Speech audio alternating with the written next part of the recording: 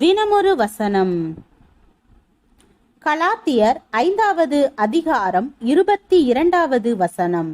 ஆவியின் கனியோ அன்பு, சந்தோஷம், சமாதானம், நீடிய பொறுமை, தயவு, நற்குணம், விசுவாசம்.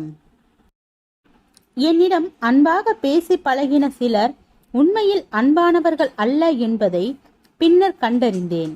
மிகவும் தாழ்மையாக நடந்து கொண்ட சிலர் உண்மையில் அப்படி இருக்கவில்லை.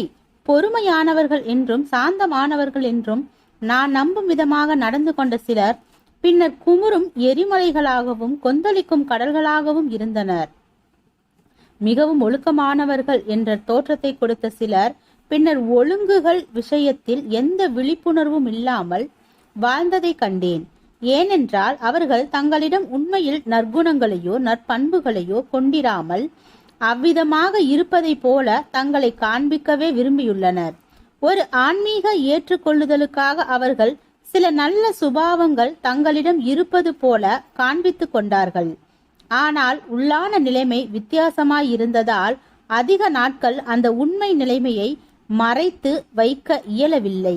உண்மையான நற்சுபாவங்களும் குணங்களும் ஒரு மனிதனுடைய இருதயம் நல்ல ஒரு இருதயமாகவும் கர்த்தருடைய ஆளுகை உடைய இருதயமாகவும் இருப்பதன் விளைவாகவே ஏற்படுகின்றது.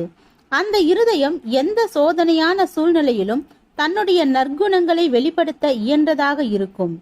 அநேகர் சபைக்காக, சபை சூழலுக்காக, பக்தியான தோற்றத்திற்காக, ஆவிக்குரிய வாழ்க்கையில் இருக்கிறோம் என்பதற்காகவே சில நல்ல குணங்களையும் ஒழுங்குகளையும் தங்களிடம் தோன்ற செய்கின்றனர்.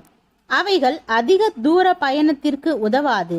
விரைவில் அவைகள் விலகி போகும். ஏனென்றால் கிறிஸ்தவ வாழ்க்கை என்பது கனிகளை நம்மிடம் ஒட்ட வைக்கும் வாழ்க்கை அல்ல. கர்த்தரோடு அகத்தில் ஏற்படுத்திக் கொள்கின்ற ஆழமான உறவினால் நற்குணங்களை விளைவாக கொண்டு வருவதுதான் உண்மையான கிறிஸ்தவ வாழ்க்கை. ஜெபம். தேவனுக்கு ஸ்தோத்திரம். தேவனே, நாங்கள் எங்களுடைய வாழ்க்கையில் உம்முடைய குணநலன்களையும் சுபாவங்களையும் பிரதிபலிக்கும் மனிதனாக வாழ கிருபை பாராட்டும். ஆமீன்.